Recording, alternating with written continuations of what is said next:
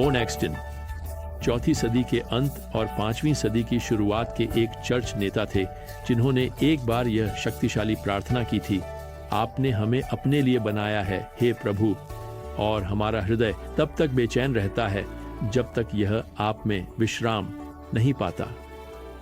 आज यह कितना सच है। खैर, यह यहेजकेल के समय में भी सच था। इस्राएल के लोग बेचैन थे, लेकिन उन्हें वास्तव में कभी भी बेचैन नहीं होना चाहिए था। वे ईश्वर द्वारा कृपापूर्वक चुने गए थे, लेकिन राष्ट्र ने कभी भी केवल विश्वास द्वारा ईश्वर सच्चा विश्राम नहीं किया।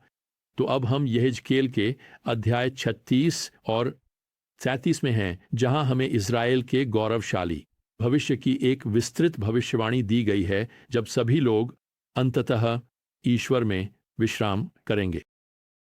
अध्याय 36 भूमि की पुनर्स्थापना के साथ शुरू होता है और यहाँ यहेजकेल को निर्देश दिया गया है कि वे ईश्वर का संदेश इज़राइल के पहाड़ों अर्थात पूरे राष्ट्र को संबोधित करें और साथ ही इस भूमि के ईश्वर के वादे पर जोर दें जो उनके पास होगी। प्रभु यहाँ पद 5 में यहूदा के शत्रुओं के बारे में, विशेष रूप से एदोम के बारे में कहते हैं, उन्होंने मेरे देश को अपने लिए एक संपत्ति के रूप में लिया, पूरे दिल से खुशी और पूर्ण तिरस्कार के साथ, जबकि वे यरूशलेम के विनाश में आनंदित थे। ईश्वर ने वादा किया कि वे स्वयं यहाँ पद 7 में अपमान सहेंगे। दूसरे शब्दों में, उनका घमंड बहुत लंबे समय तक नहीं टिकेगा। उन्होंने भूमि को अपने लिए ले लिया होगा, लेकिन यह हमेशा के लिए उनके पास नहीं रहेगी। अब इन राष्ट्रों के लिए प्रतीक्षारत न्याय के विपरीत प्रभु कहते हैं, इस्राएल के पहाड़ नई समृद्धि के साथ फलेंगे फूलेंगे। यहाँ पद 8 में, लोग बढ़ेंगे, वे पुनर्निर्मित शहरों में बसेंगे। पद 10, इस्राएल को उसकी पूर्व महिमा से कहीं अधिक श्रेष्ठ स्थिति में बहाल किया जाएगा। पद 11, और यह निश्चित रूप से इसलिए है क्योंकि भविष्य के राज्य में वे अब ईश्वर के खिलाफ विद्रोह में नहीं हैं। अब अध्याय 36 के पद 16 में प्रभु का संदेश इज़राइल के लोगों के पुनर्जन्म की ओर मुड़ता है। पहले वह उन्हें याद दिलाते हैं कि उनका बिखराव, उनका निर्वासन, जबकि यह आवश्यक था क्योंकि ईश्वर ने उनका न्याय किया। इससे उनकी प्रतिष्ठा अर्थात उनकी ख्याति राष्ट्रों के बीच उपहास का कारण बनी। लेकिन वह भविष्य के इस दिन, इस भविष्य के राज्य में इन सभी चीज़ों को ठीक करने जा रहे हैं। और प्रभु कहते हैं, यहाँ पद 22 में उन्हें कारण बताते हैं, हे इस्राएल के घराने, यह तुम्हारे लिए नहीं है कि मैं कार्य करने जा रहा हूँ, बल्कि मेरे पवित्र नाम के लिए, जिसे तुमने राष्ट्रों के बीच अपवित्र किया है। प्रिय, उनके पुनर्स्थापित लोगों में गर्व के लिए कोई स्थान नहीं है। उनकी कृपा हमेशा हमें अयोग्य लोगों को दी जाती है, जिसमें आप और मैं भी शामिल हैं। लेकिन परिणाम क्या है?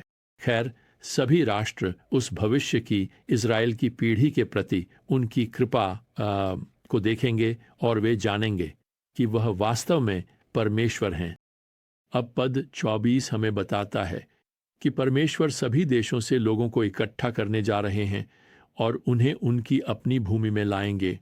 वे आध्यात्मिक रूप से जागृत होंगे। वे उन संकट के दिनों में मसीह के सुसमाचार पर विश्वास करेंगे।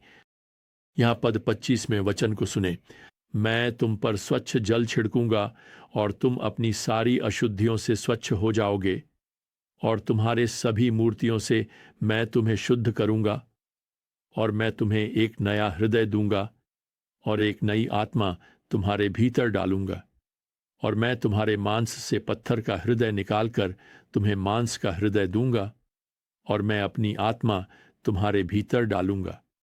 पुराने नियम में जल के छिड़काव का अर्थ अशुद्धता से शुद्धिकरण होता था, इसलिए यह पाप से भविष्य के धार्मिक शुद्धिकरण का वचन है।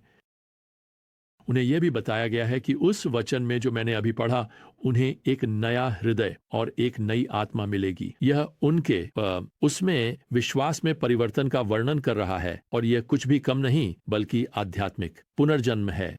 उन्हें पवित्र आत्मा द्वारा एक नया जीवन दिया जाता है जो उनमें निवास करेगा। क्या अद्भुत वादा है!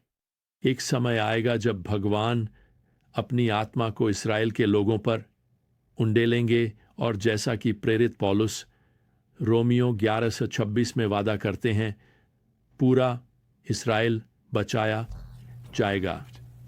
खैर, ये अभी तक नहीं हुआ है ना? बिल्कुल नहीं हुआ है। पूरा इस्राएल नहीं बचा है। वे मसीहा का अनुसरण नहीं कर रहे हैं। ये कब होने वाला है? खैर, इस भविष्यवाणी का संदर्भ उस समय की ओर इशारा कर रहा है जब यीशु पृथ्वी पर अपने सहस्राब्दी राज्य की स्थापना के लिए लौटेंगे, जो संकट के अंत में होगा और उनकी राष्ट्रीय परिवर्तन के परिणाम स्वरूप इस्राएल के लोगों का प्रभु के साथ एक नया संबंध होगा जो आंतरिक होगा। यह हमारे दिल से संबंधित होगा। यह बहुत व्यक्तिगत है और भले ही उन्हें कृपापूर्वक क्षमा कर दिया गया है, प्रभु उनसे यहाँ यहेजकेल की भविष्यवाणी में कहते हैं। पद 31 कहता है, तुम अपनी बुरी राहों और अपने उन कामों को याद करोगे जो अच्छे नहीं थे। दूसरे शब्दों में, जब वे पश्चाताप करेंगे तो वे गहरे पछतावे से भर जाएंगे। अब पद 32 निर्वासितों से अपील करता है कि वे अपनी संस्कृति में अभी तुरंत ऐसा करें, अपनी राहों पर शर्मिंदा हों, अपनी राहों पर भ्रमित हों। उन्हें अब पश्चाताप करने की आवश्यकता है। यह तत्काल संदर्भ है और दुख की बात है कि वे इनकार करने वाले हैं। अब इज़राइल के आध्यात्मिक जागरण की यह अद्भुत भविष्यवाणी अध्याय 47 में यहाँ एक पुनरुत्थान के रूप में चित्रित की गई है, राष्ट्र के पुनरुत्थान के रूप में। वैसे यह एक शक्तिशाली चित्रण है कि भविष्य में इज़राइल की पुनर्स्थापना में भगवान क्या करने जा रहे हैं। अब भगवान यहेजकेल को एक दृष्टि देते हैं और इस दृष्टि में प्रभु यहेजकेल को सूखी मानव हड्डियों से भरी एक घाटी में ले जाते हैं। वे वहां कुछ समय से हैं और इसलिए वे सूख गई हैं। प्रभु यहाँ पद 3 में नबी से पूछते हैं, क्या ये हड्डियां जीवित हो सकती हैं? स्पष्ट रूप से उत्तर नहीं है और यहेजकेल प्रभु को उत्तर देते हैं, हे प्रभु भगवान, आप जानते हैं। यह कहने का एक अच्छा तरीका है, प्रभु मुझे लगता है कि यह एक चाल वाला प्रश्न है। आप अकेले ही उस प्रश्न का उत्तर जानते हैं। फिर भगवान यहेजकेल से कहते हैं कि इन हड्डियों से भविष्यवाणी करना शुरू करें। उन्हें बताएं कि वे उस प्रभु के वचन को सुने जो उन्हें सांस और जीवन दे सकता है। दूसरे शब्दों में, यहेजकेल को भगवान की शक्ति के बारे में एक संदेश देना है जो मृतकों को जीवन में वापस ला सकता है। और जब यहेजकेल इस संदेश का प्रचार करना शुरू करते हैं तो यहाँ सभी हड्डियां खड़खड़ाने और हिलने लगती हैं और फिर एक साथ आ जाती हैं। 7वें श्लोक में कहा गया है, हड्डी अपनी हड्डी से स्नायु या टेंडन के साथ मांस उन पर आ जाता है, जैसे ये कंकाल पुनः निर्मित होते हैं और शरीर फिर से आकार लेते हैं। खैर, फिर प्रभु यहेजकेल से यहाँ श्लोक में 9वें श्लोक में कहते हैं कि सांस को भविष्यवाणी करें, इन मारे गए लोगों पर सांस लें ताकि वे जीवित हो सकें। अब सांस या श्वास के लिए हिब्रू शब्द रुआह का अर्थ हवा या आत्मा भी हो सकता है। यह हवा या सांस, यह आत्मा फिर आती है और इन मृत शरीरों में सांस लेती है और वे सभी तुरंत जीवन में वापस आ जाते हैं और अपने पैरों पर खड़े हो जाते हैं। भगवान द्वारा उत्पन्न पुनरुत्थान की इस अद्भुत दृष्टि के लिए यह कैसा है? खैर, अब भगवान यहाँ श्लोक 11 में हड्डियों की पहचान करते हैं। ये हड्डियां पूरे इज़राइल का घर हैं। अब इस क्षण में यहेजकेल जानते हैं कि इज़राइल आध्यात्मिक रूप से मृत है। एक राष्ट्र के रूप में वे सूख चुके हैं। वास्तव में उनके राष्ट्र की कंकाल संरचना पहले ही सड़ चुकी है। यह पहले ही धूल में बदल रही है। वास्तव में सारी आशा खो चुकी है। तो आपको कल्पना करनी होगी कि निर्वासितों के लिए यह भविष्यवाणी कितनी असंभव लग रही होगी। उनका मातृभूमि तबाह हो चुका था, यरूशलेम जल चुका था, मंदिर नष्ट हो चुका था। राष्ट्र के लिए पुनरुत्थान दिन का अनुभव करना यह केवल कुछ ऐसा है जो केवल ईश्वर ही कर सकता है। वास्तव में केवल भगवान ही कर सकते हैं और भगवान करेंगे। अब इस दृष्टि के बाद प्रभु यहेजकेल को एक संकेत का अभिनय करने के लिए कहते हैं। वह उसे यहाँ पद 16 में कहते हैं, एक लकड़ी लो और उस पर लिखो यहूदा के लिए, फिर दूसरी लकड़ी लो और उस पर लिखो यूसुफ के लिए, अर्थात इफ्राइम की लकड़ी। इन दो लकड़ियों को जोड़ो, उन्हें एक दूसरे के साथ एक लकड़ी में जोड़ो ताकि वे तुम्हारे हाथ में एक बन जाएं। अब ये दो लकड़ियां जो एक साथ जोड़ी जाएंगी, दो राज्यों यहूदा और इस्राएल का प्रतीक हैं, जिन्हें यहां यूसुफ या इफ्राइम कहा गया है। और अंदाजा लगाओ क्या, वे अंततः एक बार फिर से एकजुट हो जाते हैं, वे अपनी भूमि में पुनः स्थापित हो जाते हैं। हम यहाँ पद 22 में पढ़ते हैं कि वे एक राजा के अधीन एक राष्ट्र होंगे। राजा दाऊद है। यह या तो राजा यीशु के अधीन सेवा करने वाले दाऊद का संदर्भ हो सकता है या दाऊद के पुत्र के रूप में यीशु का संदर्भ हो सकता है। अब पद 26 कुछ नया जोड़ता है जो आगे चलकर यहेजकेल में एक प्रमुख विषय बनने वाला है, और वह है परमेश्वर का पवित्र स्थान या मंदिर। यह भविष्य में पुनः स्थापित किया जाएगा।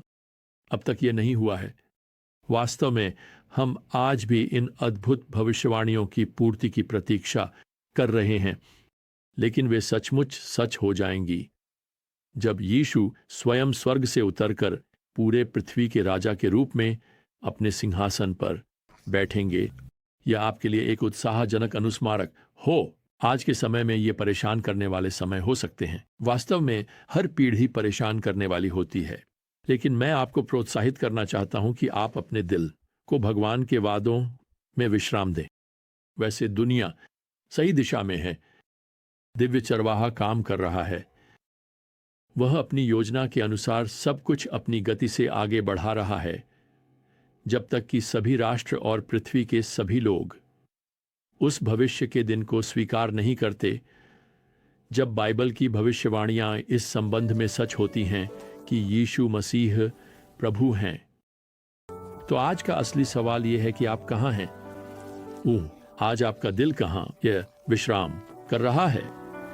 मैं आपको प्रोत्साहित करना चाहता हूं कि आप यीशु मसीह में अपने विश्वास और विश्राम का स्थान खोजें। खैर, अगली बार तक प्रियजनों, प्रभु यीशु मसीह की कृपा और भगवान का प्रेम और पवित्र आत्मा की संगति आप सभी के साथ हो। आमीन।